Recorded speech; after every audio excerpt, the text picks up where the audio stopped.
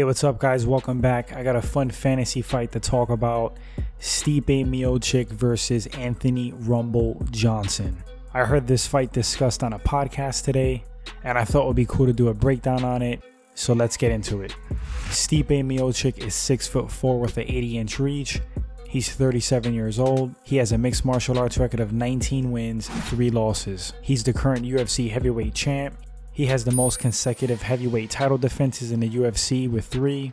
Stipe was an NCAA Division I wrestler. His style primarily consists of boxing and wrestling for the most part. He has knockout power, great technique on the feet, which he really showcased in the second DC fight. He has good wrestling, he's hard to take down, has the ability to take and hold you down. He can take a good shot, good recovery.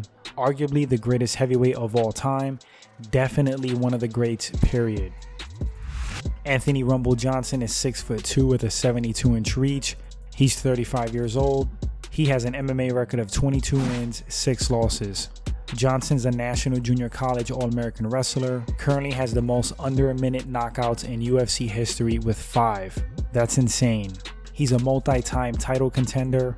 He primarily boxes and fights, uses his hands, but he does throw kicks, has head kick KOs on his resume. He has wrestling ability, mostly defensive to keep it on the feet. Insane knockout power.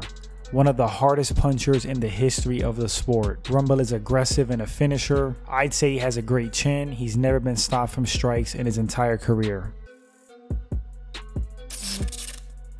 So how do these guys match up? Gonna get right to the point, who I think would win, and I'm gonna say that Stipe takes this fight at heavyweight. And the reason I say that is because this fight would most likely be similar to the Stipe versus Ngannou fight. Ngannou has a lot of similarities to Rumble. They're both knockout artists. Their bread and butter is the stand-up, super powerful, ground game a little lacking. And I think if Stipe was smart, he would survive the early onslaught just like he did in the Ngannou fight, drag Rumble into deeper waters, make him grapple, make him work, exhaust him, and most likely get the TKO or submission. Can Rumble win this fight? Of course. With that kind of power, all it takes is one punch. He could end it in the first round with a well-placed shot. But I think more often than not, Stipe is going to win this fight, I'd say 8 times out of 10. It's just kind of like a bad style matchup for Rumble. We haven't seen him at heavyweight a lot. I think he's only fought at heavyweight once. Stipe is a proven heavyweight, arguably the greatest of all time at heavyweight, one of the greats again, period. So you have to give the advantage to Stipe, not to mention he's the current champ. For Rumble to win this fight, he's gonna have to keep it on the feet, stuff all the takedowns, be efficient with his energy, so when it gets to the later rounds, he's not dead. And as I touched on, for Stipe to win this fight, just make Rumble work. Utilize your wrestling, make him grapple, fight smart. Don't go blow for blow with Rumble because your back's gonna be on the canvas and you're gonna be looking at the arena lights.